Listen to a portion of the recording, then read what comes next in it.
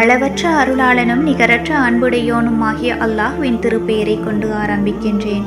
அன்பான சகோதர சகோதரிகளே, அஸ்ஸலாமு அலைக்கும் வரஹ்மத்துல்லாஹி வபரகாத்துஹு.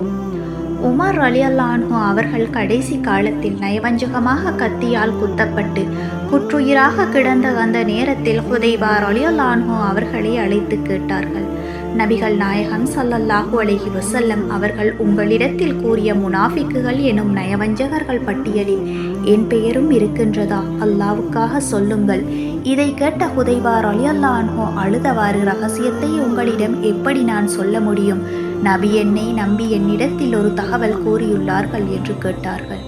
நான் எனது கடைசி காலத்தில் இருக்கின்றேன். என் பெயரும் அந்த முனாஃபிக்குகள் பட்டியலில் இருக்கின்றதா என்று கொஞ்சம் சொல்லுங்கள் என்று மீண்டும் மீண்டும் கேட்டபொழுது சொன்னார்கள், உங்கள் பெயர் அந்த பட்டியலில் இல்லை. இனி யாருக்கும் நான் தகவல் சொல்ல மாட்டேன் என்று கூறி ஹுதைபா ரலியல்லாஹு அன்ஹு அவர்கள் கண்ணீர் மல்க பதிலளித்தார்கள். பிறகு தனது மகன் அப்துல்லாஹ் பின் உமர் ரலியல்லாஹு அன்ஹுவை அழைத்து, எனக்கு இன்னும் ஒரு தேவை உள்ளது.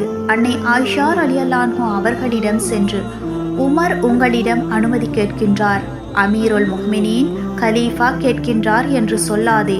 உமர் உங்களிடம் கேட்கின்றார்.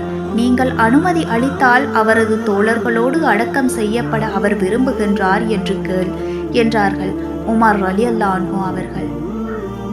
அப்துல்லாஹ் ரலியல்லாஹு அன்ஹு அவர்கள் சென்று அனுமதி கேட்டபோது, எனக்காக அந்த இடத்தை வைத்திருக்கின்றேன், எனினும் உமருக்காக அதை விட்டு தருகின்றேன் என்று பதிலளித்தார்கள் ஆயிஷா ரலியல்லாஹு அன்ஹு அவர்கள். பிறகு உமர் ரலியல்லாஹு அன்ஹு அவர்கள் தனது மகனிடம் சொன்னார்கள், எனது ஜனாசாவை தொழ வைப்பதற்காக நபியின் உடமை மஸ்ஜிதில் கொண்டு செல்லும் போது ஹுதைபா ரலியல்லாஹு அன்ஹு எனது ஜனாசா தொழுகையில் கலந்து கொள்கின்றார்களா என்று பார்.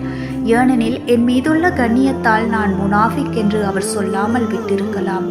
அவர்கள் கலந்து கொண்டால் எனது ஜனாசாவை நபியின் ரவுலாவுக்கு அருகில் கொண்டு செல். மையத்தை வீட்டுக்கு வெளியில் வைத்துவிட்டு மீண்டும் ஆயிஷா ரலியல்லாஹு அன்ஹு அவர்களிடம் அனுமதி கேள். உங்களது மகன் உங்களது வீட்டில் அடக்கம் செய்யப்பட விரும்புகின்றார் என்று கேள். நான் அமீருல் முஃமினீன் கலீஃபாவாக இருப்பதனால் மறுக்க தயங்கி இருக்கலாம். அவர்கள் அனுமதி அளித்தால் நபிக்கு அருகிலே அடக்கம் செய். அனுமதி மறுத்துவிட்டால் பொது கபிரிஸ்தானத்தில் என்னை அடக்கம் செய்துவிடு என்று வசியத் செய்தார்கள் உமர் ரலியல்லாஹு அன்ஹு அவர்கள். அதை போன்று ஹுதைபா ரலியல்லாஹு அன்ஹு அவர்கள் ஜனாசாவில் கலந்து கொண்டதை பார்த்து சந்தோஷமடைந்த அப்துல்லாஹ் ரலியல்லாஹு அன்ஹு அவர்கள் ஆயிஷா ரலியல்லாஹு அன்ஹு அவர்களிடம் அனுமதி பெற்று அண்ணல் நபிகள் நாயகம் ஸல்லல்லாஹு அலைஹி வஸல்லம் அன்னவர்கள் மற்றும் அபூபக்கர் சித்திக் ரலியல்லாஹு அன்ஹு அவர்களோடு உமர் ரலியல்லாஹு அன்ஹு அவர்கள் அடக்கம் செய்யப்பட்டார்கள்.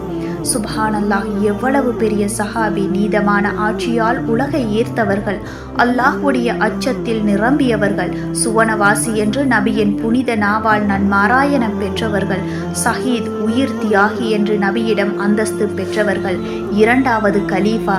இவ்வளவு ஏராளமான சிறப்புகளுக்கு சொந்தக்காரர். நான் ஒரு முனாஃபிக்காக இருப்பேனா?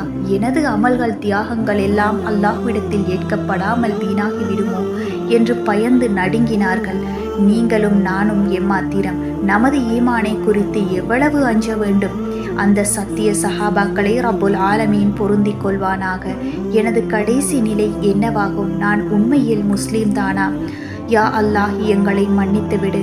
யா அல்லாஹ், எங்களை முஸ்லிம்களாக மரணிக்க செய்துவிடு. நல்லோர்களின் கூட்டத்தோடு எங்களையும் சேர்த்துவிடு. ஆமீன். இதே போல நல்ல பல இஸ்லாமிய தகவல்களை அறிந்து பயன் பெறுவதற்கு எமது சேனலை சப்ஸ்கிரைப் செய்து தொடர்ந்தும் எம்மோடு இணைந்திருங்கள். வஸ்ஸலாம்.